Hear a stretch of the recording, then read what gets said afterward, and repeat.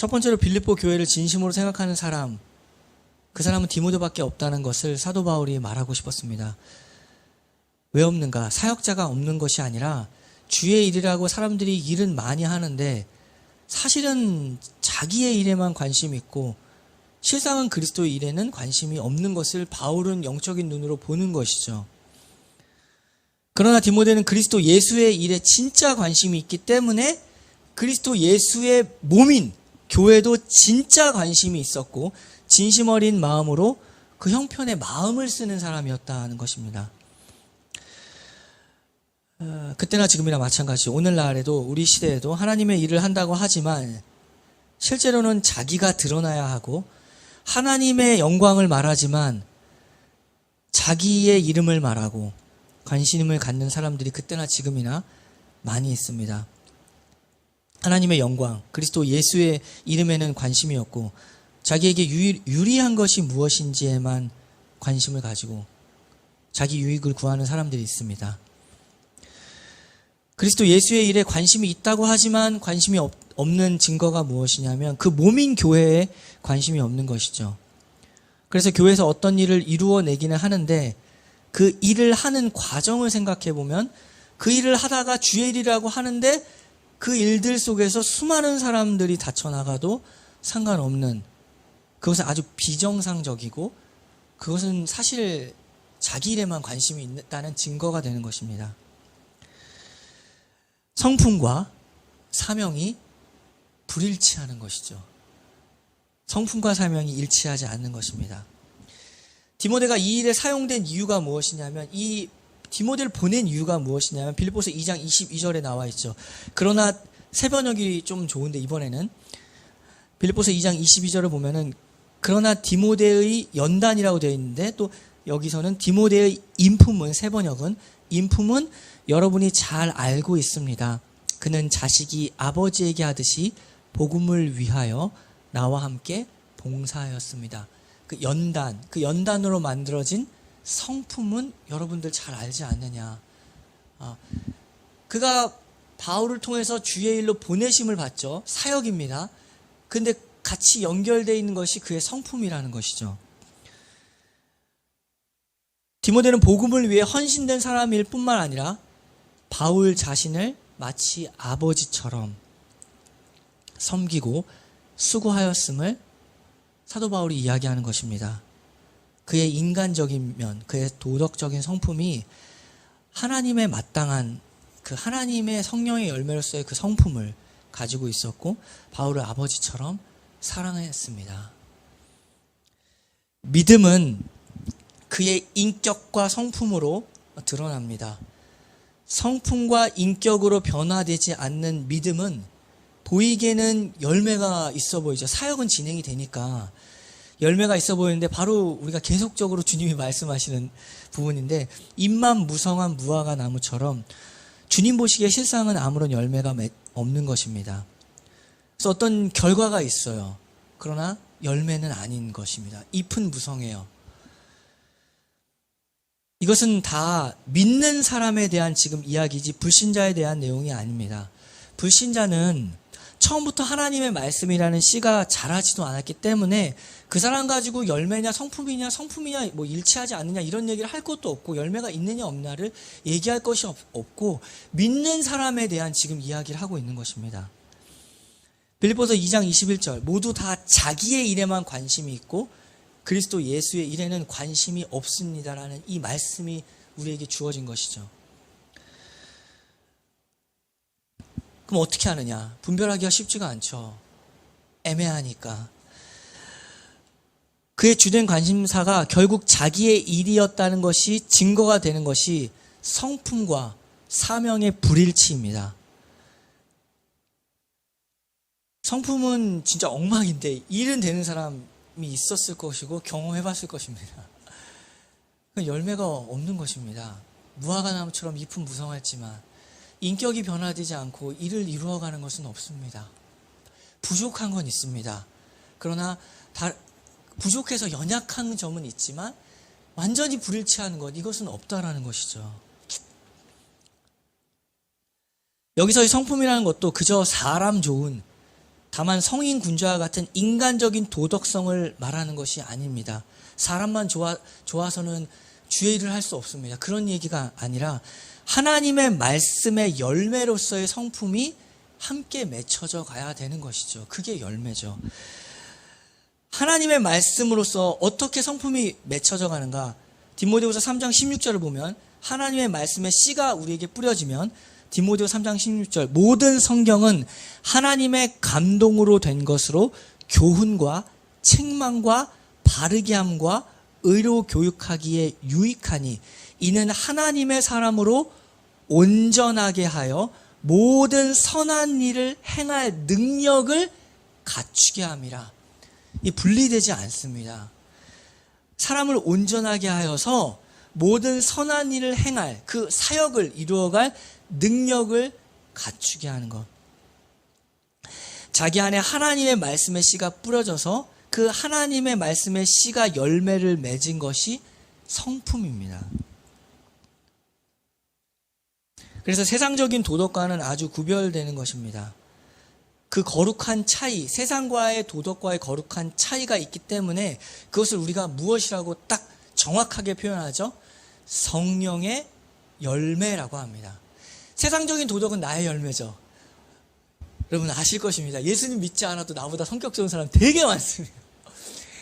그러니까 세상적인 열매로서도 성격 좋고 인품이 훌륭한 사람들이 많죠. 그거는 그리스도인의 성령의 열매라고 말하지는 않습니다. 그거는 그냥 세상의 나의 열매죠. 그래서 우리는 구분을 합니다.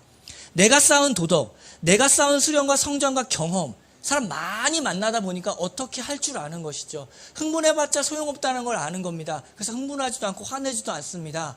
차분한 사람 되는 거죠. 세상적인 도덕으로도 그런 사람 되는데 그것과 성령의 열매는 다른 것입니다. 그래서 구분을 하는 겁니다. 너의 열매, 나의 열매가 아니라 성령의 열매라는 것. 성령의 열매로 맺어진 성품이 하나님이 원하시는 거룩한 성품입니다.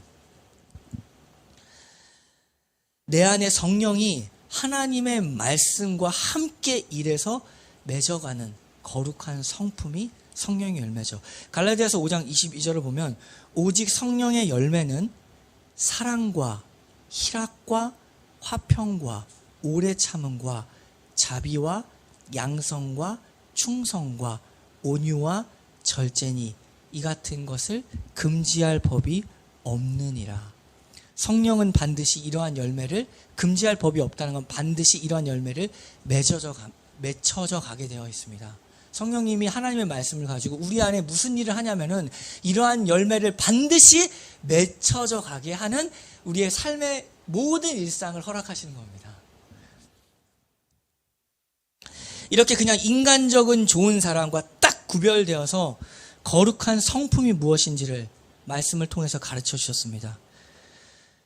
교회에서도 그냥 사람 좋아서 인간적으로 좋은 사람 되는 게 목적이 아닙니다.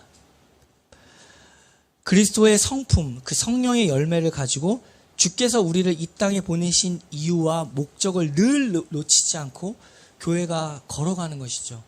그것이 아니면 그냥 커뮤니티, 그냥 사람 서로 좋아서 만나서 추억 쌓는 놀이밖에는 되지 않는 커뮤니티입니다. 서로 돕고 살면 뭐가 나쁘겠습니까? 우리는 그리스도의 성품의 열매를, 성령의 열매를 맺어가고, 그래서 주님이 이 땅 위에 교회를 세우신 이유를 알고 그 방향을 향해 걸어가기 위하여 우리를 함께 부르셨다는 사실을 알아야 됩니다. 마태복음 7장 21절에서 이렇게 말했죠. 나더러 주여 주여 하는 자마다 다 천국에 들어갈 것이 아니요 다만 하늘에 계신 내 아버지의 뜻대로 행하는 자라야 들어가리라. 우리의 일상도 아버지의 뜻대로 살아가야 하나님 나라에 속한 것이지, 주여 주여 외치고 아무리 열심히 종교의 일을 행했을지라도 하나님 나라 상관없는, 열매 맺지 못하는 일이 일어날 수 있습니다. 우리의 일상에서 하나님의 뜻이 무엇인가, 여기 말씀에서도 아버지의 뜻대로 행하는 자라고 했죠. 우리의 일상에서 하나님 아버지의 뜻이 무엇인가, 우리가 가장 먼저 알아야 됩니다. 우리의 삶에서 아버지의 뜻이 무엇인지 먼저 알아야 되죠. 그 뜻을 생각할 때 각 사람의 환경은 다르고 성격은 다를지라도 성품은 각각 이렇게 조금 다른 면이 있지만 하나님의 뜻이 우리에게 무엇인가를 생각할 때 모두에게 동일한 두 가지 큰 틀은 있습니다. 이 두 가지의 큰 틀은 사람마다 모두 그 틀은 동일한데 그 내용을 구성하는 것이 각자에게 주어진 특별한 상황들이 있죠. 사람마다 외모가 다른 만큼 타고난 성격도 다릅니다. 하나님이 다 다르게 했습니다. 각자가 은사가 다르고 또 삶의 정황도 다르고 그러나 이 두 가지 범주는 하나님의 뜻의 두 가지 범주는 모두에게 다 동일합니다. 내용은 다를지라도. 첫 번째가 무엇이냐면 우리의 삶에서 하나님의 뜻이 무엇인가를 생각할 때 첫 번째로 생각할 것이 바로 성품입니다. 우리의 인격이라고요. 하나님은 지금 우리에게 하나님의 뜻이 우리에게 우리의 성품을 어떻게 만들어가는가에 하나님의 뜻이 있습니다. 그리스도인으로서 어떤 성품을 가지고 어떤 사람이 되어야 하는가? 주께서 지금 나의 이런 상황을 주신 것에 하나님의 뜻이 무엇이냐면 나에게 어떤 부분을 지금 깎으려고 하시는가 그리고 어떤 부분을 채우려고 하시는가에 하나님이 이러한 상황을 준 하나님의 뜻이 있습니다. 성품에 대한 첫 번째가 타고나기를 틀린 거 못 참고 아닌 거 바로 말해야 되고 그래야 직성 성격 풀리는 사람들이 있습니다. 이 성격에 대한 하나님의 뜻이 무엇인가? 내 마음대로 안 되는 상황을 딱 줘버렸다고요. 왜 이렇게 주셨는가? 지금 나를 어떻게 만들어 가려고 하시는가? 이렇게 승질나는 환경 속에 나를 두신 이유가 무엇인가? 지금 하나님의 뜻이 있어요. 나의 어떤 부분을 지금 깎아내려고 하시고 모자란 부분은 지금 채워내려고 그 상황을 주셨다는 겁니다. 반면에 어떤 사람은 좋은 게 좋은 거라고 그 일종의 평화주의자 있죠. 난 대충 넘어가자 이런 말 많이 하는 사람들. 그 사실상 게으른 건데 그래 성격 좋은 거. 그런데 정신 바짝 차리게 옆에서 자꾸 신경질 나게 하나하나 꼬치꼬치 깨는 사람을 두신 겁니다. 잔소리 자꾸 하는 사람 옆에 둬가지고 일이 그냥 대충 못 넘어가게 만드는 상황들을 우리에게 주시는데 하나님의 뜻이 있습니다. 같은 공간에서 일하는데 한 사람 예민하고 한 사람 털털합니다. 일이 안 되죠. 속이 터지고 우라치미는데 거기서 주님께서 나의 어떤 부분을 지금 다루어 가시는가? 하나님의 뜻이 이 상황 속에서 무엇인가? 성품적으로 먼저 생각을 해야 됩니다. 큰 뜻이 두 가지가 있죠. 이제 두 번째가 나오지만 나의 성품을 어떻게 만들어 가려고 하시는가? 이 부분을 깎고 저기는 보충해서 어떻게 사용하시려 하는가를 하나님의 뜻을 거기서 발견해야 됩니다. 그렇게 온전하게 나를 만드시는 하나님의 뜻을 알아야 되죠. 사람이 의에 대하여서 옳음에 대하여서 말씀의 그 정의에 대해서 따질 것은 따져야 합니다. 사실을 정확하게 알려야 할 때도 있고 할 말은 할 때가 있어야 됩니다. 성격 좋다고 그냥 가만히 꿔다는 보리자루 마냥 사는 것이 능사가 아닙니다. 자기만 좋은 사람 되고 다른 사람 상처받고 있는 거 생각해야 되는 거죠. 교회에서도 마찬가지입니다. 교회에서 정의가 사라지는 것을 알고 있고 또 하나님이 그것을 알려주셨는데도 의가 굽어지는 것을 보면서도 가만히 기도나 하는 것이 다가 아닙니다. 우리는 그냥 인격적인 좋은 사람 되는 게 목적이 아닙니다. 성령의 열매를 맺어야 하는 것이죠. 찾아가서 말을 해야 할 때가 있고 그때도 안 들으면 결단을 내려야 할 때가 있는 겁니다. 그냥 사람 좋은 게 아닙니다. 마태복음 18장 15절을 보면 내 형제가 죄를 범하거든 가서 너와 그 사람 과만 먼저 상대하여 권고하라. 만일 들으면 내가 내 형제를 얻은 것이요. 만일 듣지 않거든 한두 사람을 데리고 가서 두세 사람의 증인의 입으로 말마다 확증하게 하라. 만일 그들의 말도 듣지 않거든 교회에 다 말하고 교회의 말도 듣지 않거든 이방인과 세리와 같이 그를 여기라. 이것이 성경적인 질서라는 것이죠. 사람 좋은 게 다가 아닙니다. 이렇게 어떤 일을 할 때도 하나님의 말씀의 순서를 따라 움직이는 것입니다. 여기서 그냥 가만히 기도만 하라고는 얘기가 없습니다. 말하라. 대신에 그 말을 하는 과정에서 질서를 지켜라. 그리고 그 말도 듣지 않거든 이방인과 세리와 같이 여기라. 어떤 결단과 어떤 분명한 증거를 내라라는 것이죠. 그러나 여기서 이 일을 진행할 때도 그때도 성령의 열매를 기억하고 하나님의 자녀로서 인격적인 반응으로 그 일을 진행해야 된다는 것입니다. 갈라디아서 5장 22절을 보면 오직 성령의 열매는 사랑과 희락과 화평과 오래 참음과 자비와 양선과 충성과 온유와 절제니 이 같은 것을 금지할 법이 없느니라. 온유하려면은 마음이 넉넉하고 기다려줘야 됩니다. 근데 충성하려면 일을 빨리 진행을 해야 되는 것입니다.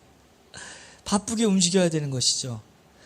그러니까 이런 것이 분리되는 것이 아니라 이렇게 하나님은 우리를 어떻게 만들어 가냐면 그냥 사람 좋은 사람, 그냥 바쁘고 일만 잘하는 사람 이렇게 만드는 것이 아니라 하나님이 모든 우리의 삶의 직장, 가정 모든 상황을 통해서 우리를 하나님의 뜻이 무엇이냐면 우리를 성령의 열매를 맺는 온전한 사람으로 만들어 가기 위해 하나님이 지금의 이 상황들을 허락하신 하나님의 뜻이 있습니다.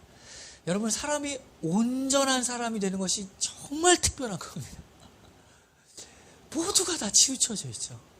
하나님의 계획은 우리가 치우치지 아니하고 지혜롭고 빠르고 일 잘하고 성격 좋고 이 모든 것들을 해나갈 수 있는 디모데와 같이 우리를 온전한 사람으로 만들어 가기 위함입니다. 거기에 하나님의 뜻이 우리의 모든 상황에 있습니다. 성품이라고요. 첫 번째가. 우리를 온전한 사람, 성숙한 사람으로 자라가기 위하여 지금의 모든 상황들을 하나님이 계획하셨습니다. 두 번째가 있죠. 두 번째로는 우리의 일상에서 하나님의 뜻이 무엇인가를 생각할 때 또 하나의 범주가 무엇이냐면 첫 번째는 성품이고 두 번째는 사명입니다. 사명이라고 할 때는 꼭 어떤 종교적인 일들을 말하는 것이 아닙니다. 소명, 사명 이런 얘기가 사역자에게만 속한 것이 아닙니다. 하나님 나라의 사명은 우리 인생의 모든 방면에서 그 뜻이 드러납니다. 그 인생의 방향이 어떤가? 지금 무엇을 위해 돈을 벌고 무엇을 위해 먹고 무엇을 위해 자고 무엇을 위해 마시는가에 대한 근본적인 나의 삶의 방향 설정이죠. 이것은 그 주어진 상황에 따라 각각 다를 수 있습니다. 그럼 어떻게 사명을 알아야 될까요? 하나님 인격적인 분이라는 거 기억하죠. 숨겨놓고 성경 봐. 네가 알아서 찾아. 이렇게 하시는 분 아닙니다. 사실 하나님은 우리의 사명을 알려주셨는데 우리가 세상의 눈이 어두워서 그것을 보지 못할 때가 더 많이 있습니다. 가장 먼저는 우리의 사명을 아는 방법은 너무나 간단하게도 어디에 있는가 너는? 너 어디에 있느냐? 각각 자기에게 주어진 그 자리에서부터 시작하는 겁니다. 직장, 가정, 우리의 일상, 나에게 주어진 자리 언제나 거기서부터 시작하는 겁니다. 하나님의 뜻을 거기서 찾아야 됩니다. 사명은 아주 분명한데 예를 들어 볼까요? 믿지 않는 사람과 결혼한 사람이라면 그 사람 사명 뭡니까? 하나님의 뜻 무엇입니까? 사명 무엇입니까? 남편 구원, 아내 구원입니다. 간단한 것입니다. 믿지 않는 부모 있다면 가장 먼저 그 사람 사명 무엇입니까? 부모님 구원이 그 사람 사명입니다. 믿지 않는 동생, 누나 살리는 것, 그것이 그 사람의 사명입니다. 가려져 있는 것이 아니죠. 일부러 숨겨놓는 그 숨바꼭질 하시는 하나님 아닙니다. 아주 명확한 것이 사명이죠. 그리고 이것을 십자가라고 합니다. 십자가는 늘 말했듯이 그냥 고생하는 거 아닙니다. 희생하는 겁니다. 희생이 어떤 희생이냐면 그냥 희생이 아닙니다. 구원을 위한 희생이 십자가죠. 예수님이 지셨던 십자가는 그냥 희생이 아니었습니다. 구원을 위한 희생, 그것이 바로 십자가입니다. 십자가는 특성이 자발적이라는 특성이 있습니다. 앉으려면 앉는 것이 십자가입니다. 옆에 지금 내 가족이 예수님 믿지 않아요. 근데 자기는 예수님 잘 믿고 살아가는 거죠. 그럼 그러는 겁니다. 근데 십자가는 무엇이죠? 지금 내 가족 못 살리고는 내가 이거는 도저히 말이 안 된다. 이 영혼 내가 살려야 된다. 하나님 나에게 주신 가족인데도 내가 못 살리고 있다면 이 영혼 살리기 위해서 내가 죽어버리는 거죠. 할 말 다 있는데 가족끼리 뭐 다 비밀이 있고 다 그런데 아무도 알아주지 않는 그 아주 미묘한 사이 가족에서 죽는 거죠. 내가 가족 몰라주더라도 내가 죽는 거, 그게 십자가라는 것입니다. 그게 사명이라는 것이죠. 원래 가족끼리는 상처도 받고 힘들게 하는 것입니다. 그냥 고생하는 거 십자가 아닙니다. 그러나 그 영혼 살리려고, 구원하려고 내가 나를 죽이는 것, 그것이 십자가입니다. 그래서 자기 십자가를 지지 않고는 제자 될 수 없습니다. 생각해 보세요. 옆에 가족 죽어나가는데 아무 상관없나? 그 사람 정말 제자입니까? 내 가족이 지금 죽는데도 자기는 그거 아무 상관없이 교회 생활 막 열심히 봉사하고, 그럼 그 사람 정말 제자라고 할 수가 없다는 것이죠. 자기 십자가를 지고 가는 것이 제자입니다. 옆에 가족부터 살리는 거. 예수님은 너에게 주어진 그 사람 때문에 지금 걱정하고 있는데, 나는 가족인데도 그 사람 예수님 믿는지 안 믿는지 그냥 마음은 조금은 쓰지만 정말 잡아서 살리려고 하는 잡아서 하는 거, 적극적으로 내가 끌어당겨서 하는 그것까지는 안 하고 있다면 마음을 쓰죠. 어떻게 가족인데 알잖아요, 서로 다.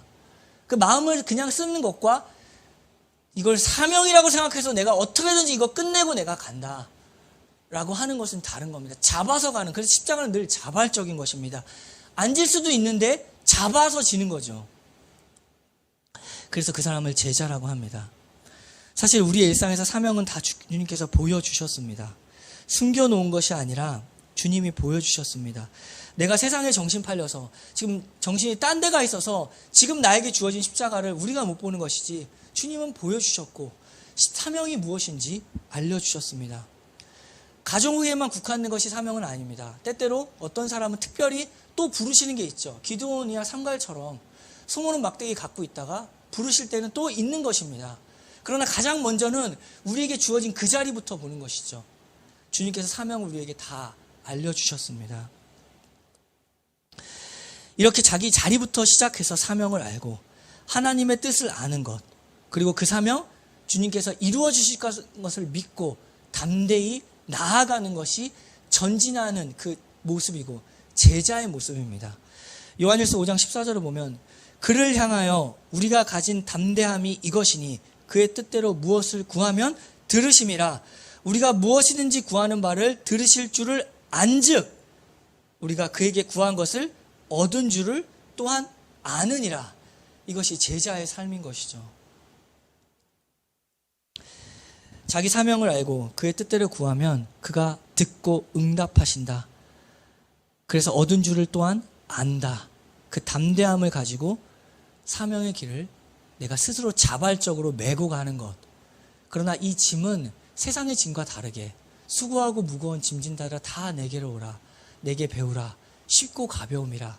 그 길을 너 혼자 짐고 가는 짐이 아니라 예수님 함께 걸어가는 짐이기 때문에 그 짐은 우리에게 정말 눌리는 짐이 아니라는 것을 알고 담대히 그 길을 걸어가야 됩니다.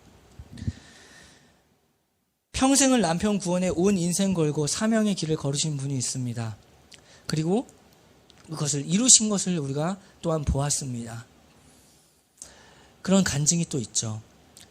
말씀이 살아있다는 것을 알고 우리 교회 역시도 그리스도의 성품과 또한 주께서 확실히 보여주시는 사명을 담대히 이루어가는 교회 되기를 바랍니다.